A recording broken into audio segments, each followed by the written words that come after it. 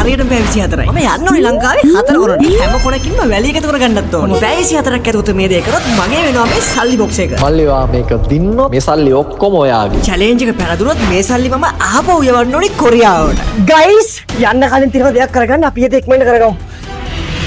ගාමු අපේ තට්ටේ. සිරාවට? ඔව් මට තට්ටේ ගන්න වෙනවා. ඇයි මම තට්ටේ ගෑවේ? ඒකට ලොකු හේතුවක් තියෙනවා. ඒක දැනගන්න පුළුවන් මේ වීඩියෝ එක දිගටම බලන් හිටියෝ. බලන් ඉන්න වීඩියෝ එක දිගටම. පරක් වුණා යන් ඉක්මනට. යමු. මේ වෙනකොටත් සම්පූර්ණ කාලෙන් පැය 4ක්ම ගෙවිලා ඉවරයි. මම මේ චැලෙන්ජ් එක පටන් ගත්තේ මගේ ගමෙන් හරියට මීට පැය 5කට කලින්. එතකොට වෙලාව හරියටම දවල් 12යි. මම එහෙම තට්ටේ ගාගෙන මහා කුඹුර හයිවේ බස් ස්ටේෂනකට ඇවිල්ලා එහෙම හයිවේ බස් එකක් අරගෙන යමින් ගමන් ඉන්නේ සංගමන් කන්ද තොටුවට. සංගමන් කන්ද තොටුව කියන්නේ ලංකාවේ නැගෙනහිර කොන. සංගමන් කන්ද තියෙන්නේ අම්පාර දිස්ත්‍රික්කය. මම මුණරාගල හරහා භයානක මාර්ගයකින් සංගමන් කන්ද තොටුවට මේ යමින් ගමන් ඉන්නේ. මේ හරිය අලි ඉන්නවලු. රැට මේ ඇවිදිනවා අඩුයිලු.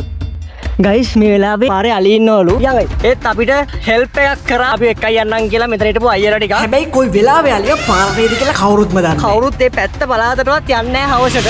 ගයිස් අපි දැන් ඉන්නේ සංගමන් කන්ද තුඩුවේ ලංකාවේ නැගෙනහිර කෙළවරේ මෙන් බාන්න. දැන් වෙලාව හරියටම රෑ 7යි. අපි යමු ඊගා කොහෙන්ද?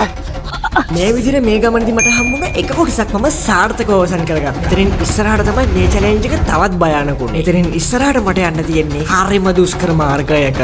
මම එම සංගමන් කන්ද තුඩුවෙන් වැලි අරගෙන එහෙම යන්න මේ පිටත් උනේ පේදුරු තුඩුවට. ඒ කියන්නේ යාපනයේ මුලින්ම යාපනයට ගිහලා යාපෙන්නුත් තවත් දුර යන්න තියෙනවා. සෑහෙන ලොකු ගමනක්. මම යාපනයට යනකම් බස් වලින් ඇවිල්ලා එතනින් එහාට ට්‍රේවිල් එකක පේදුරු තුඩුවට යන ගමන පටන් ගත්තා. කරුමේ කියන්නේ ට්‍රේවිල් එකෙන් ඇවිල්ලා බහලා තියෙන්නේ බහින්න ඕන තැනින් නෙමෙයි. ඒ නිසා මට පයින්ුත් යන්න වෙනවා. ඈඩ කට්ටක් ආවා තමයි මම මේ පේදුරු තුඩුවට ආවේ. සංගමන් කන්ද තුඩුවේ ඉඳලා වැලි අරගෙන පාට ආපු ගාම් වගේ අපිට බස් එකක් හම්බුණා. කරේ පත්තු පැත්තට ඇවිල්ලා එහෙන් තමයි යාපනයට ආවේ. යාපනේ ඉඳලා කිලෝමීටර් 30ක් විතර තියෙනවා පේදුරු තුඩුවට. ඉතින් අපි මේ පේදුරු තුඩුව ගමට ඇවිල්ලා ඉන්නේ පේදුරු තුඩුවේ ඉඳලා දැන් view point එකට කියන්නේ ලංකාවේ අවසාන කෙළවරට යමින් ගමන් ඉන්නේ. දැන් වෙලාව පාන්දර 12:00 විතර ඇති. මම මේ වෙනකොට ඉන්නේ ලංකාවේ උතුරු කෙළවරේ. සුන්දර යාපනයේ ඉඳලා කිලෝමීටර් 30ක් ඉදිරියට ගියාම හම්බෙන පේදුරු තුඩුවේ.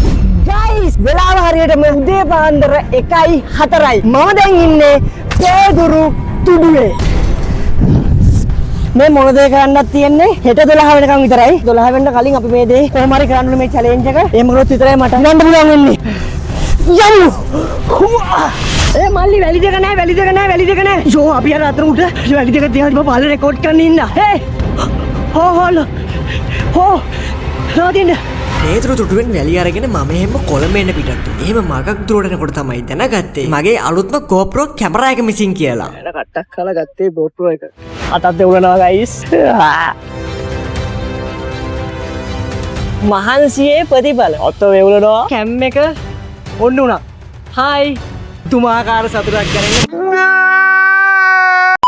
මේ වෙලාවේ අපිට හිතා ගන්න බෑ GoPro එක කොහෙද අමතක වුනේ කියලා. ඉතින් අපි දැන් මේ බැලුවේ මෙහෙම challenge එක කන්ටිනියු කරලා දිගටම යන්න. ඔයාලට මතකනේ පැය 24ක් ඇතුළත මම මේ challenge එක win කරොත් මට හම්බෙනවා මේ සල්ලි box එකම. එතකොට ඒකෙන් මට පුළුවන් GoPro එකක් කරගන්න. ඒත් මේ වෙලාවේ කරුමේ ඊට වඩා බරපතලයි. මාරම කේස් එක අපේ මේ වීඩියෝ එකේ මුල් කොටස් ඔක්කොම රෙකෝඩ් කරලා තියෙන්නේ. අපි බලනකොට GoPro එකෙන් සල්ලි අරගෙන කරපු ප්‍රොමෝෂන්ස් කීප එක වීඩියෝස් ටිකකුත් තිබ්බා. ඒ ටික මිසින් වුණොත් ඉවරයි. මොකද මේ මිනිස්සුන්ට අපි පොරොන්දු වෙලා මිනිස්සු බලන් ඉන්නවා වීඩියෝ වැටෙනකම්. මම දැන් මේ බැලුවේ යහපව ආපස්සට සංගමන් කන්තුරට යන්න. මම දැන් මේ ඉන්න තැන ඉඳලා ආපස්සට ආයෙත් කිලෝමීටර්ස් 450ක් තියෙනවා සංගමන් කන්ද තුඩුවට. අතන පේදුරු තුඩුවේ අපි අතන රෙකෝඩ් කරා වගේ මේ මතකයක් තියෙන පොඩ්ඩක් එතන ගිහලා බලමුද? ෂුවර්ද? පොඩි මතකයක් තියෙනවා ගිහලා බලමුද? මල්ලි අතර නේද? අපි රෙකෝඩ් කරේ මෙතන ගයිස්. කැම් එක නැකරුවොත් මල වෙන්නේ. අපේ සම්පූර්ණ වීඩියෝස් ටිකේ මේ වීඩියෝ එකේ මුල් ටික තියෙන කැම් එකේ සහපට්ටම මාසියක් කියලා කියන්නේ අවුරුදු ගානක් කට්ටක් කරලා මම ওই කැම් එක ගත්තේ. සිට්. අතර ගත්ත එක කැම් එක තියද? තියෙනවා කැම් එක තියෙනවා මල්ලි කැම් එක තියෙනවා ගයිස් කැම් එක තියෙනවා ගයිස් මම එහෙම ලංකාවේ මම යන ඊගාව කොනට යන්න පිටත් වුණා. ආපහු යාපනයටම නොගිහින් කොඩික්කාපම් වලින් බස් එක නගින්න මම තීරණය කරා. ඒක ෂෝට් කට් එක. ලංකාවේ මම ඊගාවට යන කොන විදිහට තෝරගත්තේ කොළඹ. මම යාපනයේ කොඩික්කාපම් ඉඳලා AC බස් එකකින් පුත්තලම් පාරේ කොළඹට එන්න පිටත් වුණා. මේ වෙනකොට සංගමන් කන්ද තුඩුව සහ පේදුරු තුඩුවේ වැලි අරගෙන ඉවරයි. ඊගාවට අරගන්න ඕනේ කොළඹ සහ දෙවුන්දර තුඩුවේ වැලි. බලන් ඉන්න වීඩියෝ එක දිගටම පැය 24ක් ඉවර වෙන කලින් මම මේ චැලෙන්ජ් එක කොහොම හරි කරොත් තමයි සල්ලි බෑග් එක හම්බෙන්නේ. බලන් ඉන්න වීඩියෝ එක දිගටම. මල්ලි වැලි දෙක නෑ. යෝ අපි අර අතන උඩ වැලි දෙක තියලා ඉබ පාල රෙකෝඩ් කරන්න ඉන්න. හෝ නෝදින්න. යාපනයේ ඉඳන් සැප නින්දකට පස්සේ මම දැන් ඉන්නේ කොළඹ. මම Google කරලා බලනකොට ලංකාවේ බස්නාහිර කොළ විදියට මට හොයාගන්න පුළුවන් උනේ කොළඹ. කොළඹ හරි තැනක් ලියලි දාලා නැහැ. මෙතන තමයි පොයින්ට් එක කියලා. කියන ෆොටෝස් ඒ දේවල් බලනකොට තේරෙන විදියට මායිම යාවෙන්නේ කොළඹ ගෝල් බේස් එක කරා. ද මුහුද සෑහෙනම සැරයි. මෙතනින් වෙලි ගන්නවා කියන්නේ ජීවිතේවත් නැති වෙන්න පුළුවන්. මල්ලි වැලි දෙක නෑ. අඩෝ නගර සභාවේ ලොරියෙන් වැලි දෙක දාගෙන ගින් ගයිස්. අයියෝ අපි අර අතන උඩ වැලි දෙක තියලා ඉබ පාල රෙකෝඩ් කරන්න ඉන්න. ඒක නගර සභාවේ නෝදින්න. අම්මෝ මම වැලි දෙක. මානසි ඇගේ තියෙන සම්පූර්ණ ශක්තිය දාලා දුවා දැන් නම් කලාන්තය. මේ මෙතන තමයි වැලි දෙක තියලා තිබ්බේ. අපි අර පල්ලේ වැලි ගන්න එක රෙකෝඩ් කර ඉන්නකොට නගර සභාව ලොරියෙන් ඇවිල්ලා මේ වැලි දෙක අරන් ගිහිල්ලා කවර දෙකක් තියනවා වගේ. වැඩි වෙලා මෙතන ඉන්න එක එච්චර හොඳ නෑ. වැලි ටික අරන් ඉක්මනට මාරුවෙමු. මේ සැඩ රැල්ලට මාව ගහගෙන යයි. අද මට මේ චැලෙන්ජ් එක දිනන්න පුළුවන් වෙයිද? ජීවිතේ පරදුවට කියලා මම කොළඹිනුත් වැලි ගත්තා. මගේ ඊගාව ගමනාන්තය මාතර දෙවුන්දර තොඩුව. මට පුළුවන් වෙයිද මේ ඉතුරු වෙලා තියෙන පැය කිහිපය ඇතුළත මාතරට යන්න? බස් එකේ අවුලක්. මිනිස්සු පිටරලා හිටියට මේ බස් එක වෙනම පාරකින් ගිහලා බඩු ආගයක් ගන්න කියලා කොහොමද ලොකු ප්‍රශ්නයක් කළා. මේක ට්‍රැෆික් එකට අවු වෙලා තියෙන්නේ. මේ ඇතුලේ ලොකු වලියක් යනවා. අපි හරියටම වෙලාවට දැම්මනම් හයිවේ එකට ඔරුකොටවත්තෙන් මේ වෙද්දි අපි කිලෝමීටර් 50ක් විතර ගිහිල්ලා 50 60ක් විතර. මේක ඔරුකොටවත්ත හන්දියෙන් දාන්න තියෙන බස් එක. මේකෙන් ඇයක් දෙකක් විතර පරක්කු වෙනවා. චැලෙන්ජ් එක දිනයිද පරදීද කියලා හිතා ගන්න බැරි තැනක ඉන්නේ. කැල්කියුලේට් කරලා තියෙන විදිහට හරියටම ඔරුකොටවත්තෙන් දැම්මනම් දිනන්න තිබ්බා. ඒත් දැන් කොහොම වේද කියලා කියන්න බෑ ගයිස්. වීඩියෝ එක දිගටම බලාගෙන ඉන්න.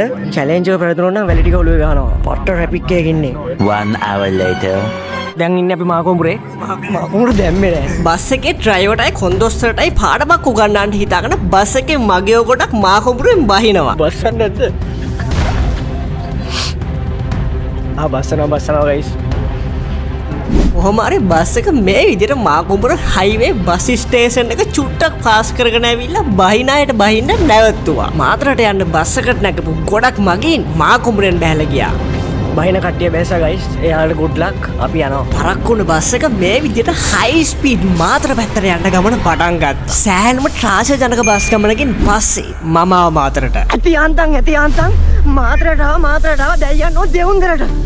යමු. මාතර ටවුන් එකේ ඉඳලා ලංකාවේ දකුණු කෙළවර වෙන දෙවුන්දර තුඩුවට කිලෝමීටර්ස් 6ක් තියෙනවා. දෙවුන්දර තුඩුව පොයින්ට් එක ඇතුළට යන පාරේ මේ ඉන්නේ. අපි ඉක්මනට දුවමු. අද මම මේ චැලෙන්ජ් එක දිනන්නේ දවල් 12 වෙන්න කලින් මේ දේ සම්පූර්ණ කරොත් විතරයි. ගයිස් මේ මෙතන තමයි ප්ලේස් එක. මේ අවුට බීච් එකකින් ඉක්මනට වැලි ටිකක් කරගෙන මෙතනට යමු. එතනට වෙලා බලමු වෙලාව. යමු. කාලේ වේගෙන් ගලාගෙන යනවා. සමහර විට අද මම මේ චැලෙන්ජ් එක පරාද වෙන්නත් පුළුවන්. මොකද බස් එකේ ප්‍රශ්න නිසා මම ගොඩක් පරක්කු වුණා. ඒත් මම අන්තිම මොහොතේ සටන් කරනවා. අන්තිම මොහොතේ. මම චැලෙන්ජ් එක දිනනද කියලා බලමු. දැන්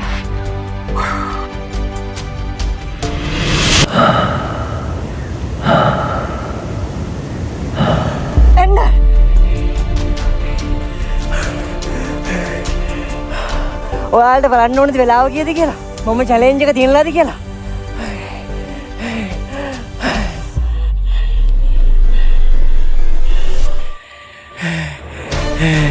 මම චැලෙන්ජ් එක දිනලා පැය 24ක් ඇතුළත ලංකාවේ 4 කොහෙන් බැරි එකතු කරගෙන ඇවිල්ලා. ඔන්න කොහොම හරි මම චැලෙන්ජ් එක දෙන්න. ඔයාලා දැකලා තියෙනද ලංකාවේ 4 කොනේ වැලි? මෙන්න බලාගන්න ලංකාවේ 4 කොනේ වැලි. ඔන්න දැන් තමයි වීඩියෝ එකේ වැදගත්ම කොටස. ඔය ඉන්නේ කොරියාවින් අමිත් අයියා. එයාට මුලින් ඉඳලම ඕනි කරලා තිබුණා හොඳ වැඩක්. කොහොම හරි අන්තිමේ හොඳ වැඩේ කරලා දෙන්න බාරගත්තේ මම. වැඩේ තවත් ලස්සන වෙන්න චැලෙන්ජ් එකකුත් ඇඩ් කරලා මේ වැඩේ කරමු කිව්වේ මම. කොහොම හරි වැඩේ සාර්ථකව ලස්සන කරගන්න මට පුළුවන් වුණා. ගොඩක් සතුටුයි. මෙයා වැඩ ටික ලස්සනට ප්ලෑන් කරලා තිබ්බා. සල්ලි කොච්චර එකතු කරත් අන්තිමේට අපිට ඉතුරු වෙන දෙයක් නෑ. අර දැන් දෙයක් කරගන්න ඕන තියෙන මිනිස්සුන්ට වැඩිය නැති බැරි මිනිස්සුන්ට සහ මේ වගේ හොස්පිටල් වලට මාර්ගික ප්‍රශ්න තියෙනවා. ඒ වාසිය අපි වැඩක් කරලා ඒකෙන් පස්සේ වැඩි කරගන්න අපිට ඕන විදියට හැමදේම හද ගියාම. මොන වාසිය අපිට වැඩි තව හොඳ දෙයක් කරගන්න පුළුවන් කියලා. ඇත්තම ආයි කට්ටිය පරිස්සමෙන් සර්ණයි. චැලෙන්ජ් එක දෙලා හම්බුන සේරම සල්ලි වලින් බෙහෙත් තරම් ඩොනේට් කරා මාර්ගම අපේක්ෂා රෝවලට කොණ්ඩේ ඩොනේට් කරා. කොණ්ඩේ නම් වෙන එකක් නෑ කාලෙකට. ෆලෝ කරන්න මාව Facebook එකේ, ෆලෝ කරන්න මාව Instagram එකේ, ෆලෝ කරන්න මාව